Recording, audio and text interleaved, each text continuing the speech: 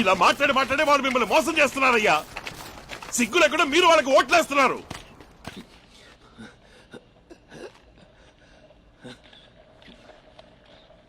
అయ్యా అయ్యల్లారా, అమ్మలారా, ఇక్కడికి తరలి వచ్చిన యువకులారా, నమస్కారం. ఉండవయ్యా, చివరి ఆయుధం ఉందిగా.